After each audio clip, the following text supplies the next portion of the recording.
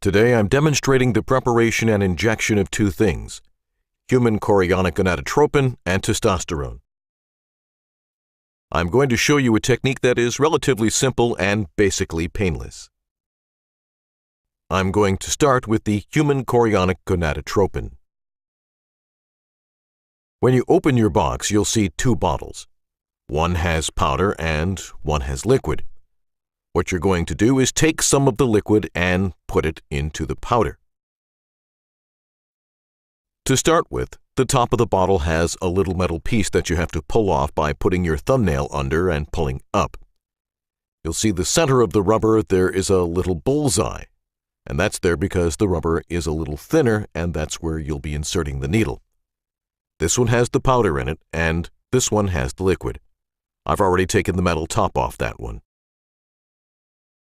It's important to understand sterile technique, which means wipe it before you do anything with it. This includes the top of the bottles. Wipe them with an alcohol-soaked pad. Now you're going to inject some water into the powder. I'm going to use this syringe. It's called a Lure-Lock syringe because it's interchangeable. The needle comes on and off with a twist, so you can change the size of the needle. It's the same type of syringe that you'll be using for the testosterone injection. In this case, you're going to use it just to mix your HCG. The barrel of the syringe also has graduations on it, which lets you measure how much fluid is in it. The black stopper here has a little peak at the top. You'll be measuring from the top of that peak. The graduations are measured in cc's, and it's important to know that a cc and an ml are the exact same thing. It's important to make sure that the needle is twisted on securely before pulling the cap off the needle. It's also very important when handling injectables to stabilize yourself. Trying to do it up in the air can be difficult, and you can poke your finger. So make sure that the bottle is on the table squarely. Your wrists are resting on the table and you're holding the syringe with your thumb and index fingers. As you can see, I'm holding the bottle firmly and I'm putting the needle directly in the center of the bullseye and tipping it upside down. You'll notice that the needle and syringe do not fall out. You'll also notice that I have a little air in the syringe, which I'm going to inject into the bottle. While not essential, this puts a positive pressure in the bottle. You are now going to extract the amount of water you need. In this case, it needs 2 cc's. It's important that you find out how much to mix. Please do not use the instructions from the box that the HCG came in. I'll provide you with the correct amounts.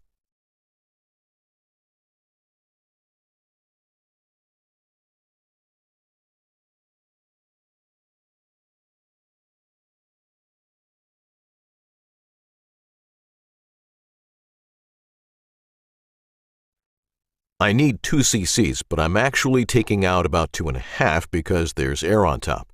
I'm just going to flick the syringe with my finger to help get that air bubble out and then push the stopper to where exactly you want it at 2 cc's, and a little water will squirt out of the needle. Remember, you want the top of the peak of the plunger to be at 2 cc's. You're then going to take the bottle with the powder, place it on the table, rest your wrists on the table, and put the needle in the bullseye and gently push the water in.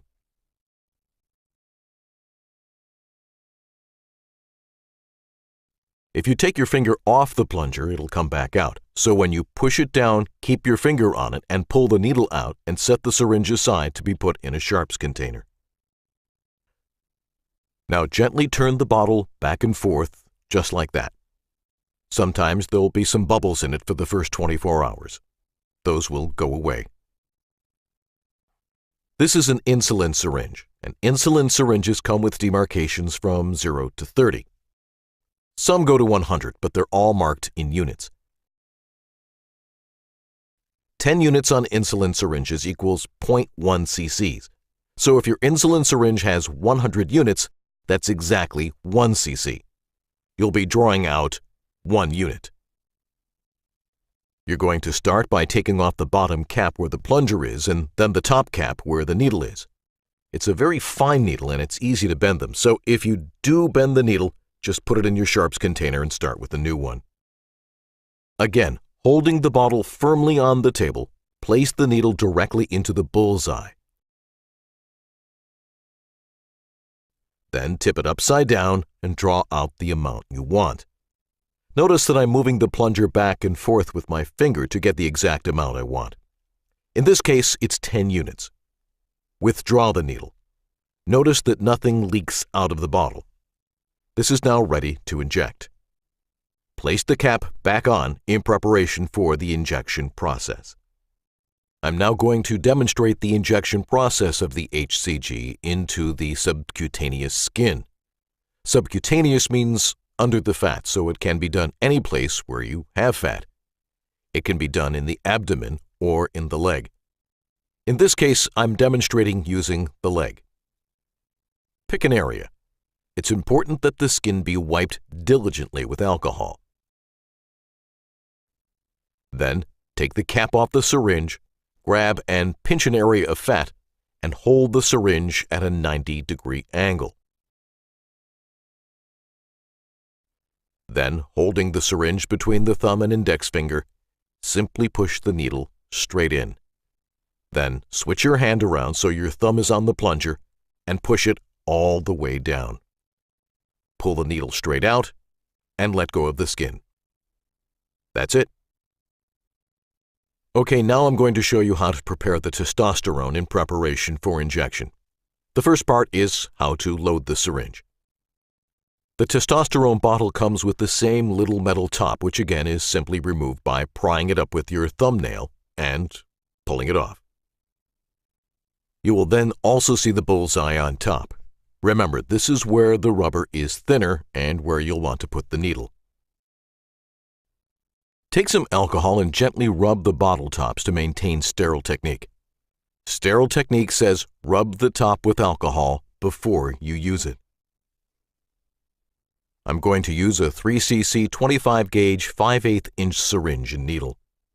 Open it by peeling the back off, then taking the needle out. This is called a lure lock needle because it's interchangeable. The needle comes on and off with a twist. The barrel of the syringe has demarcations for amounts in cc's or mLs. Remember, an ml is the same as a cc. You'll notice that inside is a little black rubber stopper that has a little peak at the top, and when you measure from the top of that peak. This is a 25-gauge needle, 5/8 inches long. The higher the gauge, the skinnier the needle. I'm now going to open an 18-gauge needle and replace the 25-gauge needle.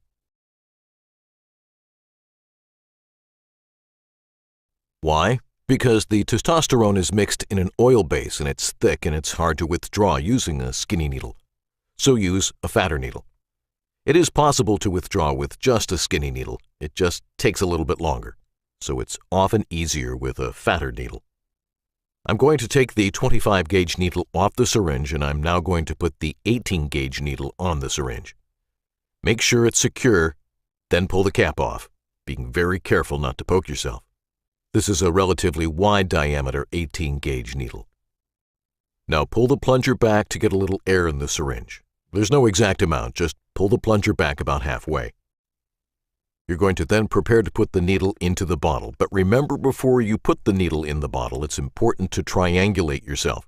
Don't try to do this holding it up in the air because you can easily poke yourself. Make sure the bottle is on the table squarely. Make sure your wrists are resting on the table so you're comfortable and hold the bottle on the table. Hold the syringe between the thumb and index finger and put it directly in the bullseye at a 90-degree angle.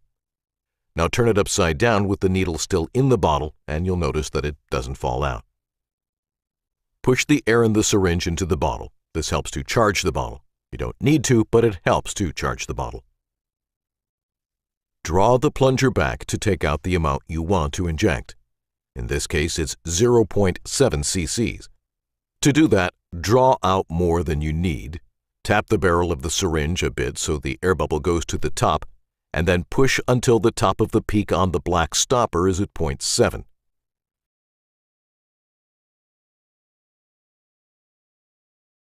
When you have the exact amount, pull the bottle off the syringe.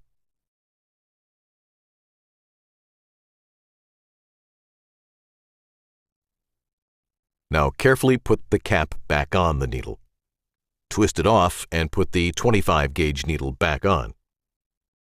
Let me show you how I did this again.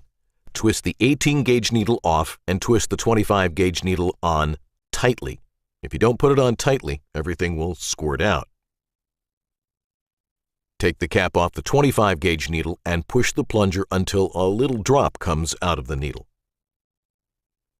Notice how much shorter and skinnier this needle is for injection. Now replace the cap to prepare for injection. I'm now going to demonstrate the injection technique for testosterone. Again, the area has to be cleansed, but before that, it's important to know where we're going. By raising your leg up, you'll notice that there is a thick muscle band along the side of the leg. It's off the midline and it's not very low. Again, by raising the leg up, you see this thick muscle band. It's important to find the proper injection site. By taking the heel of your hand, pushing it into the groin, pointing the middle finger at the knee and spreading the fingers apart, you can find the right injection spot. The spot is between the third and fourth finger. Again, heel of the hand in the groin, middle finger pointed at the knee, between the third and fourth finger. This is not too lateral and not too low. Right here.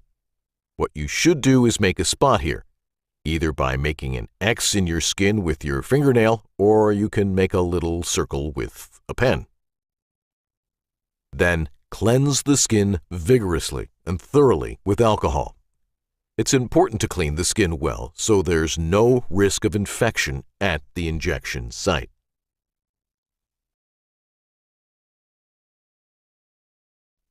Take your syringe with the testosterone and make sure again that the needle is on tight, and remove the cap.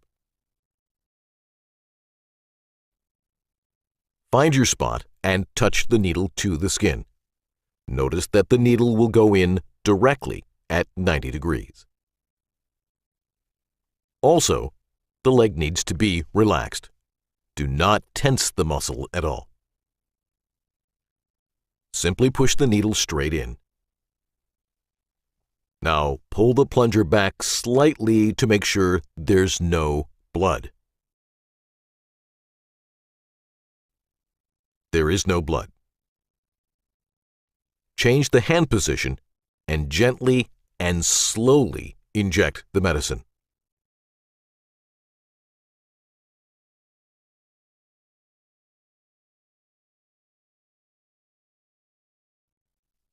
If you feel pressure, you're injecting too quickly. There's no rush. Hold the needle into the leg while injecting. Once the medicine is totally injected, pull the needle out quickly. Sometimes there will be a drop of blood. If there is, and even if there isn't, put the alcohol pad on the site and massage the medicine into the muscle in a vigorous circular motion.